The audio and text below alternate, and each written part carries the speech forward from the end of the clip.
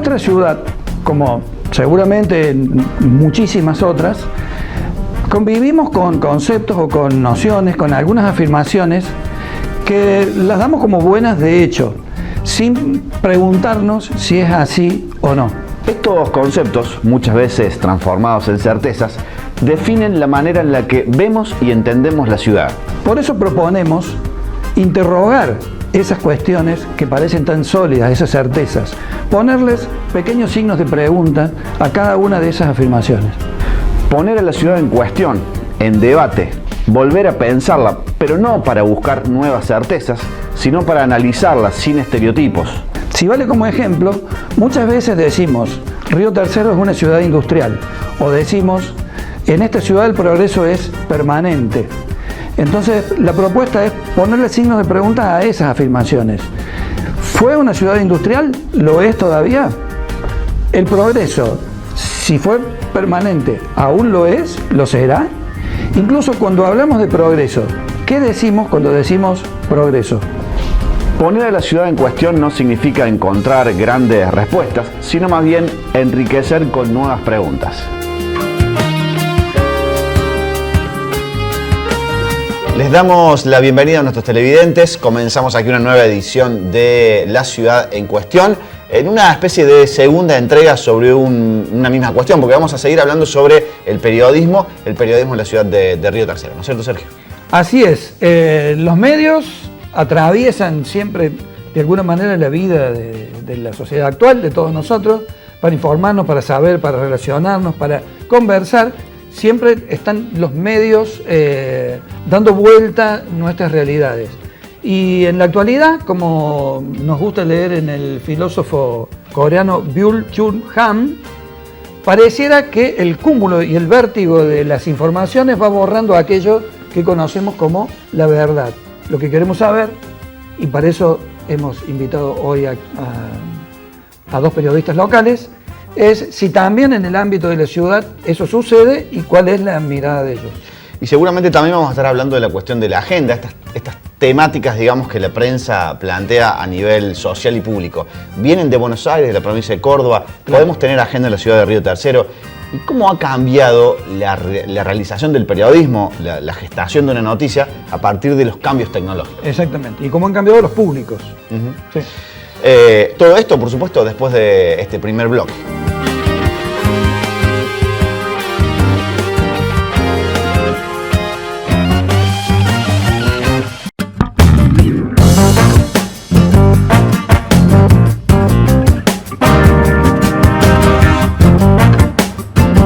Presentamos ya nomás en este segundo bloque a nuestros invitados. Sergio, recibimos a Justo Dagorret, periodista de la ciudad de Río Tercero, exdirector de Tribuna, actualmente a cargo del Ojo Web, y Natalia Comelo, comunicadora social, docente, trabaja actualmente en la Mestiza Rock y además ha codirigido un documental llamado Andá a lavar los platos. Buenas noches para los dos. Buenas noches. ¿Qué tal? Buenas noches. Gracias por la invitación. El gusto de tenerlos aquí para que nos ayuden a pensar esta cuestión. En el primer programa ya habíamos arrancado con esta temática, los medios, el periodismo, la crisis, si está en los medios o está en el mismo periodismo. Entonces, continuando con estas preguntas, nosotros queríamos saber, recorriendo de alguna manera la trayectoria de ustedes, la historia de ustedes en el periodismo, de alguna manera estamos conociendo también los avatares del periodismo local, desde las experiencias personales. Por eso queríamos preguntarle a Natalia su experiencia en radio y a Justo ese trayecto que va desde el papel hasta la actualidad del periodismo digital, ¿cómo se ve? Bueno, ¿cómo está? Nuevamente, gracias por la invitación. Como dijeron, soy comunicadora. No sé si el mote de periodista queda como un poco amplio, pero sí soy licenciada en comunicación, entonces podemos hablar más de la coyuntura global. En la radio Mestiza Rock estoy desde el 2017, ahí con una interrupción pandémica, y ahora de regreso. Yo creo que el trabajo en la radio, como vos decís, cómo es el trabajo en la radio actualmente, como muchos otros medios, se debate en la inmersión a una nueva cultura mediática digital. Pero bueno, ahí estoy al menos haciendo ahora locución y producción. Y bueno, estoy todas las mañanas ahí en el Mestiza Rock junto acá con el compañero, básicamente. Interesante la experiencia de Tito Agorret porque él viene de, bueno, Sí. nos acaba de contar, viene de la impresión del diario, de papel, digamos. Sí, hay que decirle que yo me formé como periodista. Primero no soy comunicador, tampoco soy locutor, porque también hago radio, hago televisión, pero el trabajo, la necesidad y el trabajo y la demanda social de los lectores, oyentes, me llevó justamente a encontrar la beta y trabajar de periodismo. Dicho esto, para ser honorable con aquella gente que ha hecho el estudio académico como corresponde, ¿no? Lo que sí que me he formado como ninguno, porque hice papel, radio, televisión, periodismo digital, todo lo que implica el periodismo digital, que no es solamente lo que se ve en los celulares. Hay flyer, hay saber de videos, saber de algunas cuestiones de redes sociales que nos ha vuelto un poco inquietos nosotros, ¿no? De Instagram, que ha crecido, Facebook, las plataformas, las redes sociales.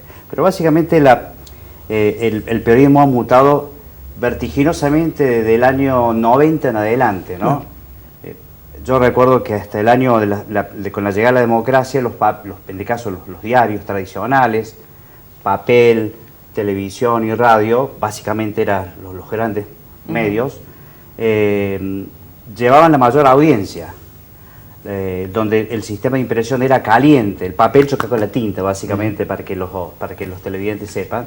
Después la llegada del sistema de impresión a frío, que el papel no choca con la tinta, el famoso offset, la llegada de los fax, la salida de los teletipos, la incorporación de sacar las Olivetti y las máquinas de escribir y la llegada de las computadoras, el teclado, el correlato indica que después llegaron las redes sociales, llegó el famoso internet, como se supo, y después vinieron lo que fue las redes sociales. Los medios de comunicación sintieron el impacto, la economía no ayudó, los diarios regionales han sufrido bastante.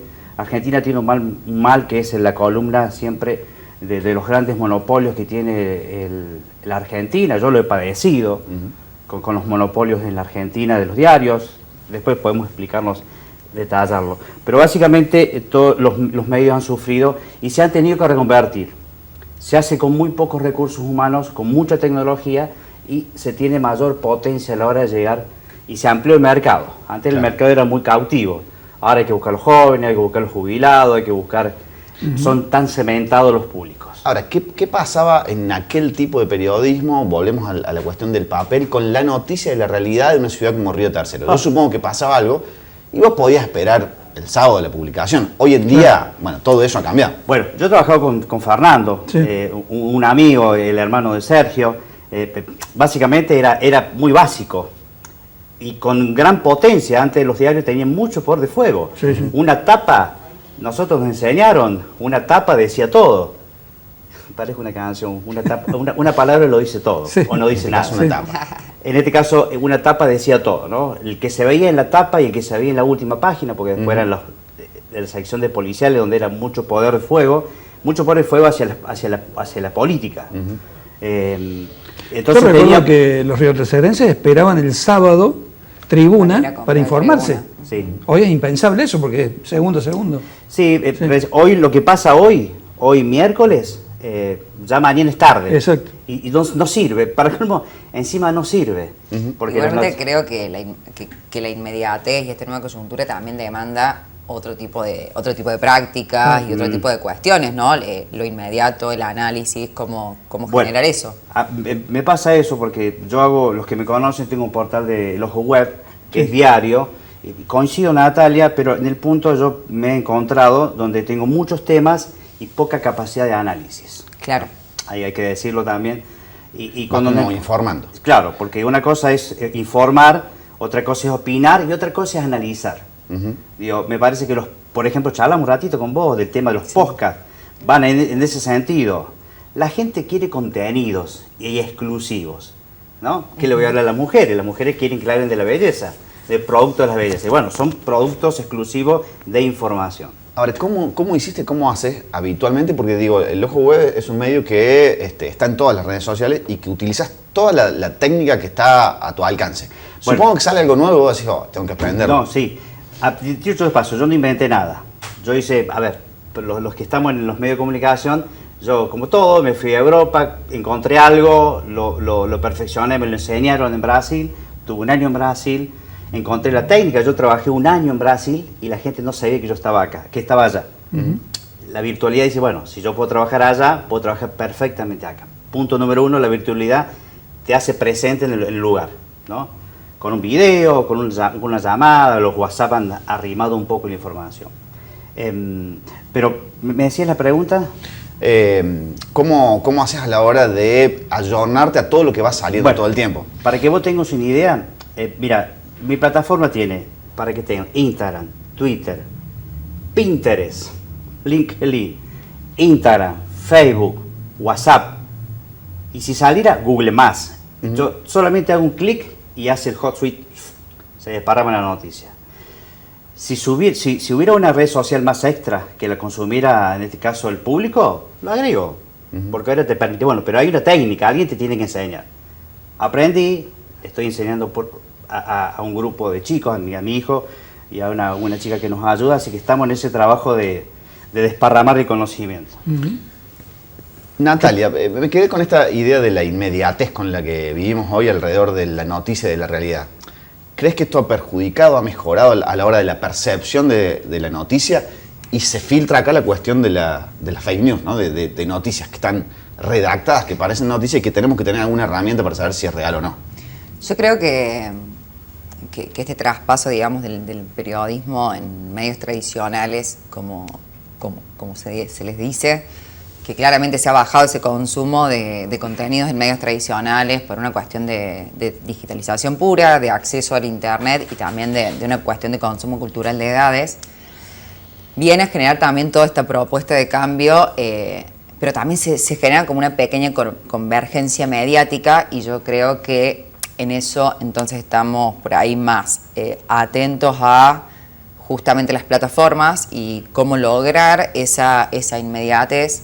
Que no estoy haciendo una tele de juicio, o sea, no estoy poniendo en juicio qué está bien y qué no está bien, pero por ahí creo que hay una rigurosidad que puede cuestionarse en algunos medios, porque no vamos a decir todos, y tampoco estamos hablando de cuestiones locales, porque esto pasa desde Nación hasta, o sea, medios nacionales, medios provinciales, medios locales, en donde me parece que falta una rigurosidad y también como conocer las normas de algún modo de convivencia de esta nueva comunicación digital. Cómo comunicarse, desde dónde posicionarse, más allá de que me parece que hay un nuevo contrato con el público, porque cada medio tiene su público y es así, y eso existía antes y existe ahora. Me parece que la inmediatez se come otras cosas, como cómo presentar una noticia, cómo dar una información, qué datos se tienen que dar, qué cosas se tienen que proteger desde la intimidad. Es impensado que hace unos días, por ejemplo, luego de las violaciones que sufrió esta chica, de este grupo de personas en Palermo, ella como víctima ha tenido que salir a pedirle a los periodistas, porque ni siquiera era al ciudadano común que viraliza cuestiones, sino a los periodistas que protegieran su intimidad, sus datos personales, su imagen. Entonces, ponerse a pensar esa competencia de la inmediatez y la rigurosidad de informar, cómo está compitiendo en el tiempo y el espacio, y yo creo que me parece que un nuevo desafío sería cómo posicionarnos nosotros como comunicadores uniendo esto, ¿no? Sí, coincido con Natalia. Vos sabés que me quedé pensando, yo tuve una escuela que se llamó Miguel Monteverde, un hombre muy restrictivo, un hombre que nos enseñaba los protocolos, chequeaba la información, hicimos cursos, inclusive todo, hasta los administrativos, hacemos cursos cómo presentar el tema de los suicidios, cómo presentar el tema de la violencia, que no se expone nunca a la víctima, y eso es lo que falta a los periodistas de ahora. Lo digo con absolutamente autoridad, ¿no? Porque he pasado eso, me parece que hace falta esto, ¿no? Cuidar un poco las posturas periodísticas. Les recomiendo que recién la charlaban, que lean los protocolos de cómo armar una noticia, que hay muchos libros, cientos de libros de eso. Yo por ahí, viste, la inmediatez, ser periodista no es ser periodista filmo, ya soy periodista. Las fake news son esos. Sí. Bueno, los pero que también hay una realidad que es que a veces se producen noticias que son efectivamente falsas, que no vienen desde periodistas profesionales, y que la gente, digamos, al no saber cuál es la fuente, nada, cree eso. Y ha pasado incluso en Río Tercero, ¿no? En medio de la pandemia hubo un par de noticias que se crearon siendo falsas y que circularon mucho en redes. Y circulan. Pero bueno, para eso están los medios tradicionales. Los medios tradicionales no han perdido el sentido de que oficializa la noticia. Digo, hay cosas que se logran, ¿no? Que es justamente que la noticia sea verídica. Sí. Yo ahí entro, perdón. No, digo que en el programa anterior, de alguna manera, esto también los entrevistados de ese programa lo ponían de manifiesto haciendo un corrimiento muy interesante. Decían que antes la disputa era entre la primicia y la verdad. La desesperación por la primicia, por ahí, dañaba la verdad. Pero que en el presente, en la actualidad, es la verdad contra el efecto, ya no la primicia. Sino simplemente tirar algo porque tiene un efecto en el rating, en lo que fuese. Creo que va como por el impacto también emocional, porque aparte lo que es novedad ahora, entre 10 minutos como mucho, una hora, ya no es más novedad y pasó otro suceso, pero yo... Y cuando se desmintió no importa, total, el efecto ya aparte está. Ya está, exactamente, ya se habló, ya subió los likes, los me gusta, los compartidos. No sé si en esto disiento un poco con él o no, o estamos hablando un poco de lo mismo quizás, en esto de que para mí que la prensa tradicional debería oficializar, creo, no sé si lo logra. Claro. Debería oficializar esa verdad con esa rigurosidad de poder consultar múltiples fuentes, saber de dónde viene, pero volvemos a lo mismo, a la espectacularización que se ha generado de la verdad, de la inmediatez, de la noticia, de lo que la gente busca, y vuelvo a decir lo mismo, también creo que hasta yo misma como audiencia o las audiencias me parece que también tienen que ser educadas en ese tren, que antes prendíamos el tele y estábamos educados en cuanto a la escuela de la objetividad, nosotros, el pacto era creerle a ese periodista, o a esa periodista que estaba ahí dando una información. Ahora también, pero es tan fácil el acceso o es tan fácil construir noticias que las fake news o las noticias falsas, como se le dicen, están en la orden del día y no se acostumbra a hacer ese chequeo, ¿no?, de fuentes. Yo no confío en Internet, por ejemplo. Tal cual. Yo no confío en Internet. Está bien. No, absolutamente no confío. No, los trolls y las fake news son cuestiones... Sí, cotidiana. Normales, pero inclusive una charla que hemos tenido siempre en esto de hacer algunas charlas de aprender un poco más. Digo, las fake news son los virus del periodismo. Digo, hay que borrarlas. Y les recomiendo no mirar tanto internet, ¿no? La noticia debe ser cara a cara o vía teléfono.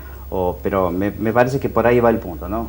Y se genera como una contradicción, porque Seguro. todos los medios estamos girando para Claro, internet. para Entonces ahí se genera como esa contradicción y me parece que esa contradicción es la que deberíamos poder resolver en un futuro, ¿no? Sí.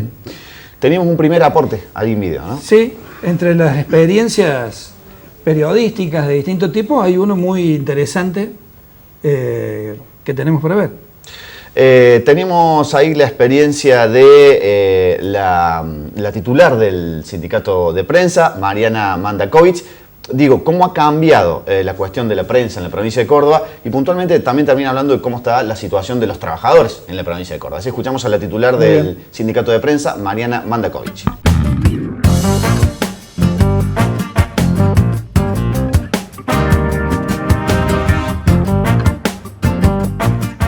El periodismo ha sufrido muchas transformaciones en este último tiempo.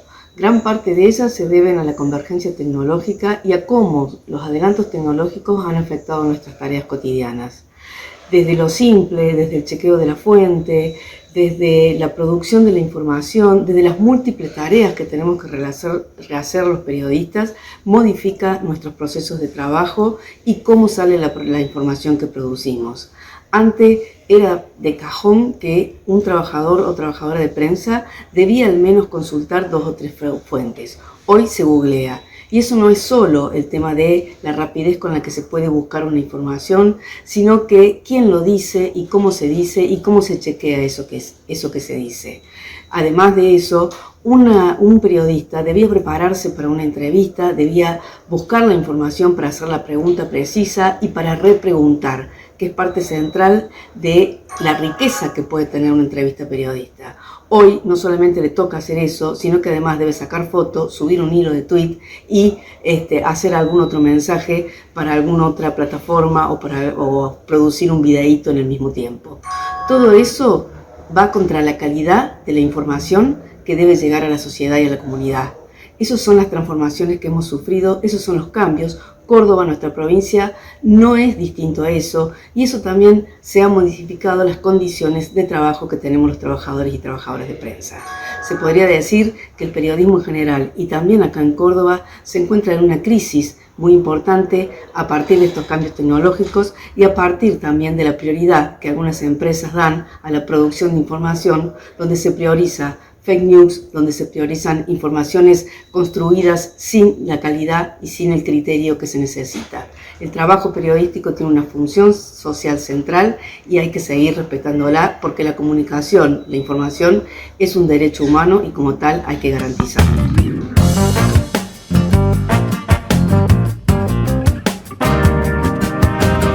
Muy bien, como habíamos trabajado en el programa anterior, vamos a consultar a nuestros entrevistados también por una temática que nos pareció muy interesante en ese programa anterior y que tiene que ver con la agenda periodística, es decir, los temas que se tratan, las cuestiones que se abordan en el día a día, de dónde vienen, de dónde surgen, cómo son y qué posibilidades tienen los medios de instalar una agenda propia. Ustedes dirán. Arranque si quiere. No, a mí me pasa mucho, muy seguido esto, ¿no? Yo cuando estaba en tribuna armaba, en este caso el medio que tenía mucho por el fuego, armaba su propia agenda y tenía la respuesta del público. Cuando me mudo a lo digital, encuentro qué agenda hago, ¿no? Y ahí surge la agenda básica, municipio, como dijiste vos, municipio, cooperativa, claro, centro comercial y algunas instituciones o algún político que viene y sobrevuela. Pero básicamente, ¿qué es lo que quiere el público? El público quiere inmediatez, ¿no? Y muchas veces los gobiernos no te dan inmediatez, el municipio no te da inmediatez. Sí surgen los temas, por ejemplo, el tema policial ha surgido mucho, que me ha dado muchos resultados, ir a las fiscalías respectivas, a los juzgados, y hay todo un mundo ahí, y eso me trajo un público, y eso me trajo agenda. Cuando la cosa veo que no hay agenda, apelo a ir a tribunales, a los juicios, como dato extra y de la realidad, el 80% de las causas judiciales están atravesadas por la violencia familiar e intrafamiliar, dicho por jueces y fiscales. Entonces eso sí agenda, y el público consume el morbo, consume ese tipo de noticias, pero la agenda hay que armarla. ¿Se arma una agenda? Claro que se arma una agenda. Eso te iba a preguntar porque, digamos, hoy en los medios digitales podés tener medido cuáles son incluso las noticias más leídas. Sí. ¿Las temáticas siguen siendo, digamos, policiales y deportes o eso va cambiando? No cambia. Rara vez, digamos... Es como el medio tradicional. Puede irrumpir un asesinato, puede irrumpir un accidente de alguien famoso dentro de la ciudad. Puede irrumpir, porque irrumpe rápidamente la noticia, a la mañana se dice y después, chau, olvídate. Pero sí, la gente es básica, ¿no? O sea, cambia el formato, pero no los temas de interés. Es como los medios tradicionales, porque yo también hago radio, hago tele también, y el formato es el mismo. Pero de todos modos, se está visualizándose bastante que la gente necesita, insisto, buscar contenidos exclusivos sobre un tema. Claro. No hablar en general, quiere hablar de esto. Si hablamos de violencia de género, hablemos de esto. Si hablamos de política local, hablemos de esto. No quiere un mix. ¿Y cuánto de todo esto está atravesado por lo provincial y lo nacional, digamos, a la hora de trabajar una agenda? Evidentemente, por los modos de comunicación actuales, es muy difícil que una ciudad tenga una agenda propia de temas que discuta esa ciudad. Está claramente atravesado por lo nacional, provincial y mundial, en muchos casos. ¿Cuánto de esto? Yo creo que, como hablábamos antes, una vez que se abandonó el paradigma de la objetividad deseada o académica o no sé qué, que el periodista debía ser objetivo, cuando nos dimos cuenta que eso no existía, para mí la agenda sí está marcada por nación, por provincia, acá también, independientemente obviamente de que el programa de radio que hacemos, bueno, sabemos que somos compañeros, no tiene un enfoque netamente periodístico, pero sí participamos, colaboramos en la producción y acompañamos a La Primera Mañana, que es Fabián Menichetti, en donde sí hace el programa periodístico. Yo creo que sí, que sigue teniendo incidencia nación, que sigue teniendo incidencia provincia y que tiene incidencia en las instituciones locales de acá. Y a lo que voy con esto, en ese abandono de la objetividad, que siempre está el poder por atrás de la agenda. Natalia, como parte de esa agenda, hemos escuchado en columnas tuyas una fuerte presencia de la perspectiva de género y de la mirada puesta, por ejemplo, en derechos humanos, en cierta perspectiva progresista sobre los temas de crítica del espectáculo, etc. ¿Eso es fácil de sostener, digamos, en la realidad actual? Yo creo que falta en los medios, si vamos a hablar en la parte local, no en todos obviamente, pero creo que ahí falta sí una formación clave, necesaria y respetuosa en cuanto a la perspectiva de género. Estamos hablando del periodismo, por eso nos vamos a abocar a ese sector, porque en varios sectores falta. Y cuando hablo de perspectiva de género, no estoy hablando ni de, no caer en clichés o en lugares comunes de estos movimientos de mujeres, sino ser respetuoso cómo se trata la información. Claro, que no es solo el tema del cupo. Con el cupo femenino, claro. No, porque no, es otra cosa. Claro. Me parece que el cupo femenino es una cuestión que se está imponiendo también en agenda. En los medios tiene que haber mujeres, tiene que haber mujeres en el sentido de que también abren otra perspectiva, otras miradas. Ya es hora de que haya mujeres ocupando espacios, micrófonos, cámaras. Que ha sido siempre un lugar muy relegado, ¿no? En la televisión, en la radio, en el cine.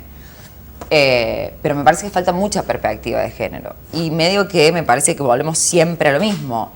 Esto de que me parece que hay una falta de interés también en tener perspectiva de género en algunos medios locales cuando hablamos de una situación de violencia de género, ni qué hablar por ahí cuando hay menores involucrados. Que tiene que ver con esto que yo decía, la inmediatez a veces se come también la ética, la forma de cómo contamos las cosas y de dónde nos posicionamos, y entramos también en el juego. A mí no me gusta subestimar la audiencia, me parece que no es básica la audiencia, pero en ese juego de qué consume el otro. Consume el morbo, hay alguien que está proponiendo morbo. Claro. Eso, cómo llevar el análisis hacia otros lados, y me parece que los comunicadores y las comunicadoras, muchos nos debemos formaciones en perspectiva de género, sí, totalmente. Hay un recorte que teníamos ahí preparado porque hace unos meses Reinaldo 7K se presentó un libro alrededor para pensar, digamos, la tarea del periodismo, para pensar para qué sirve el periodismo, y tenemos ahí un recorte. Sí, nos pareció muy interesante la perspectiva, las propuestas de 7K, porque abordan todos estos temas que venimos planteando, por supuesto desde una perspectiva nacional. Lo escuchamos.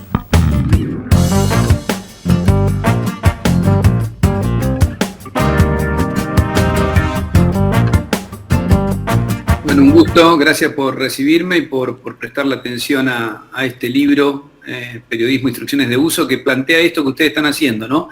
Debatir sobre lo que está pasando con nuestro laburo. Reinaldo, compartís un poco que esta tiranía de los clics y lo que pasa en las redes sociales está deformando lo que tiene que ver con la construcción de la agenda que queremos llevar los periodistas. ¿Lo estás viendo a esto como una de las manifestaciones de este tiempo?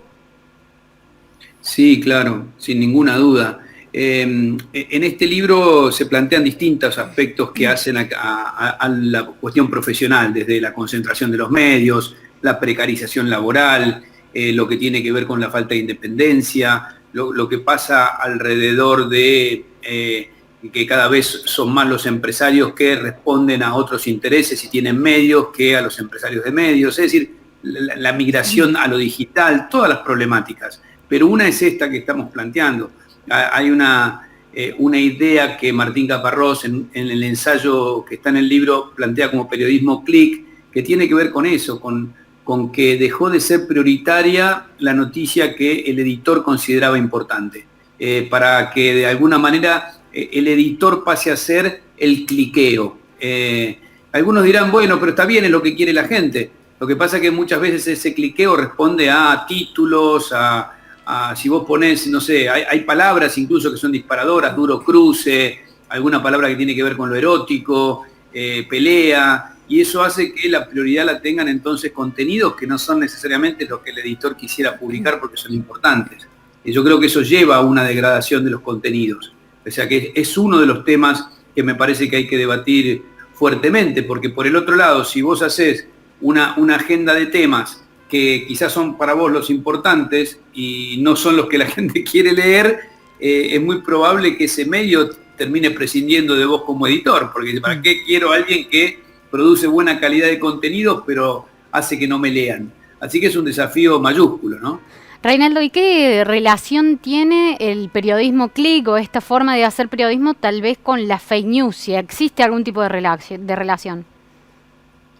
Bueno, también, porque mira, hay uno de los ensayos, el de Natalie Sheckman, por ejemplo, que habla de esto, cuenta cómo una historia, una mala interpretación, una mala traducción, de pronto aparece en tapa de todos los portales. Ella usa ese ejemplo para su ensayo.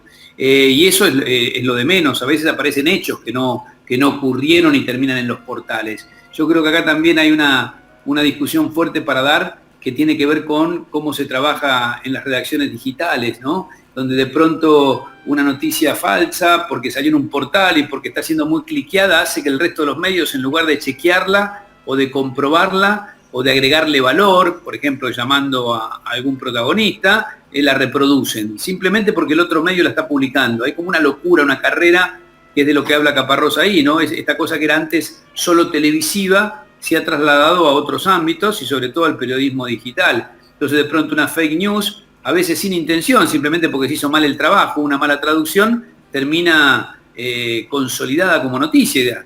Después están las fake news que se elaboran o que se producen con algún determinado interés que puede ser político.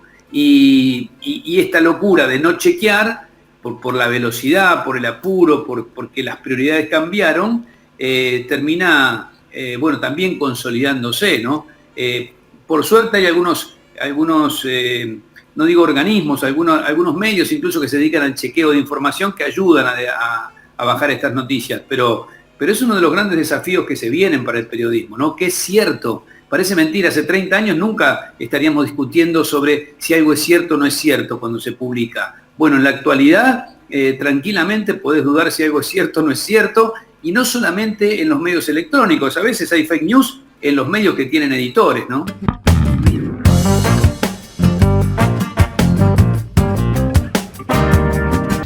Escuchábamos este recorte de Reinaldo Sietecase presentando su libro alrededor de las reflexiones sobre el periodismo. Interesante esto de el periodismo independiente, la búsqueda de la objetividad. Se puede ser objetivo en el periodismo. Y yo recordaba el documental que co-dirigió Natalia Comelo, que tenemos aquí como invitada, Andá a lavar los platos.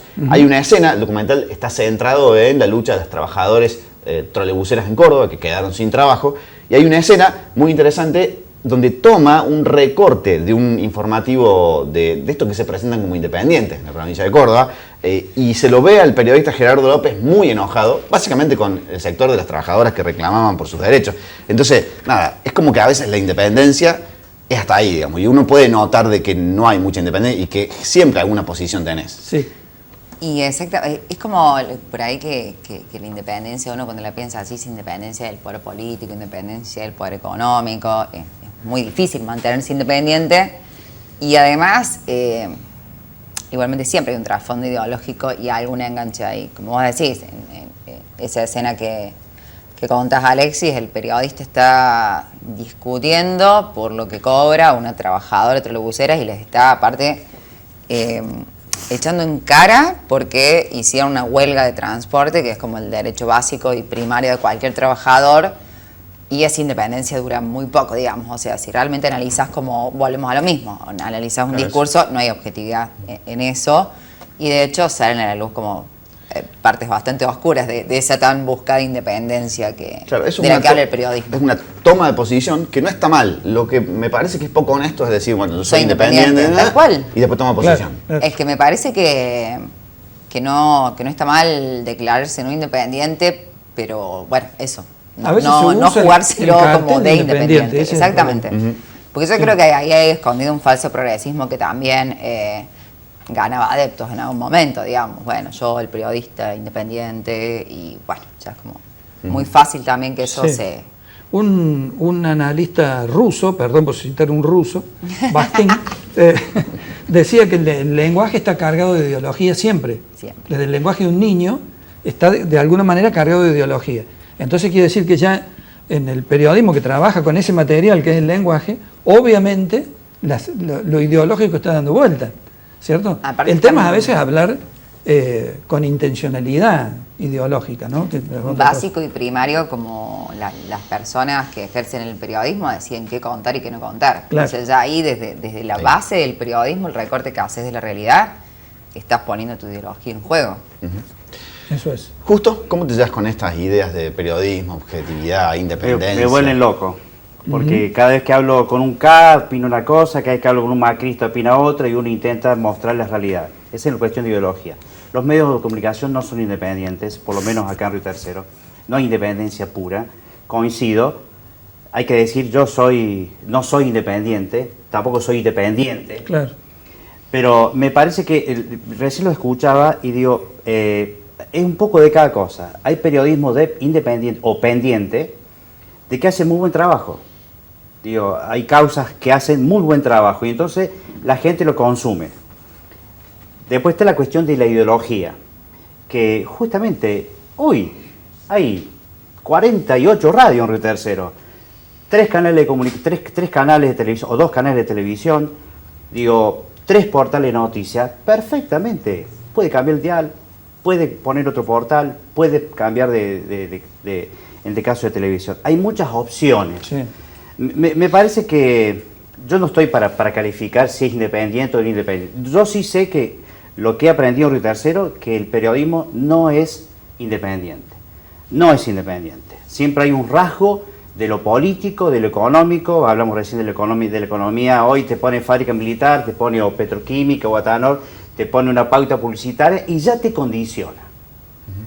Ya te condiciona. Pero bueno, hay que seguir trabajando. Hay que intentar hacer pequeños informes que muestren que uno puede hacer otras cosas. Justo en los medios locales, que son chicos en general, Sí. ¿cierto? Que tienen sus limitaciones, digamos, económicas y de De producción. redacción tienen. Claro. Limitaciones de redacción. No, pero digo en lo Sí. estructural, en lo instrumental, Sí. no tienen las posibilidades de un gran medio nacional o provincial. Porque no tienen redacción. Ese es el punto. Bien, Hoy, la gran problema de que tiene Río Tercero, que no tiene centros de redacción. El último centro grande de redacción fue el diario Tribuna. sí. Dios, se desmembró. Fue como una escuela. Una escuela, digamos, de Monteverde, digo, ha sido una escuela, hay que decirlo. Pero hoy es muy fácil copiar y pegar. Claro. Muy fácil, lo hacen casi el 80% de los medios, copian y pegan, pero hay que buscar la noticia. Y uno se encuentra con la realidad, y ahí es donde uno se le puede hacer frente a estos poderes, porque la realidad es, como dice el general Perón, con la realidad no hay tolola, la realidad es la que manda, La única verdad. es la única verdad. Yo tengo ganas de saber qué medios consumen los periodistas locales, en este Sí, caso los dos invitados, sí. pero ¿te parece que antes vamos a conocer otra experiencia? Pero ¿cómo no? En este caso, Cecilia Campero, ella es locutora y hace 20, 25 años que trabaja en medios locales y nos cuenta cuál es su experiencia desde el comienzo, allá en la década del 90 en la FM Libra. Hoy tiene su propia radio. Escuchamos a Cecilia Campero.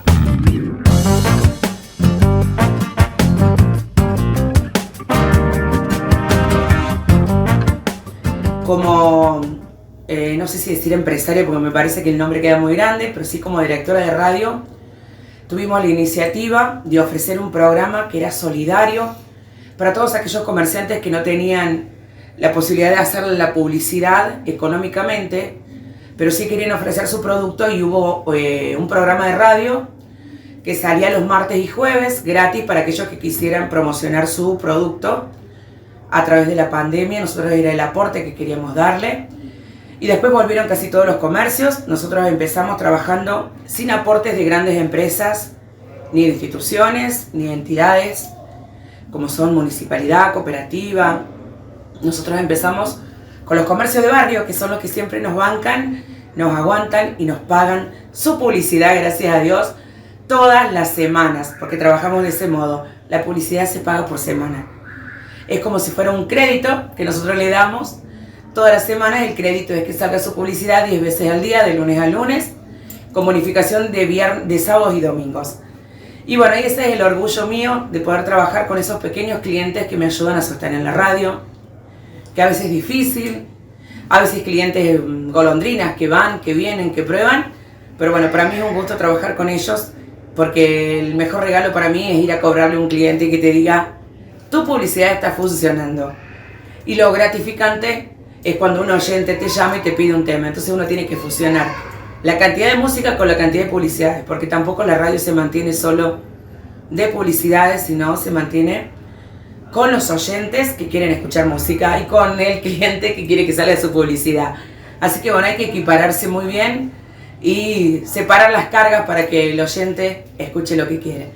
Esa es mi idea, esto es FM Río, acá estoy en mi lugar de trabajo, con una disfonía que me tiene preocupada por un tiempito, ya va a pasar seguramente, pero quería agradecerle muchísimo a los chicos del programa que me tengan en cuenta, y como mujer les digo que no hay obstáculos para querer ser algo, seas hombre o seas mujer, todo es posible. Él no existe, el que no puedo no existe, como siempre digo yo, así que bueno, adelante, si tenés un sueño, podés cumplirlo como lo hice yo.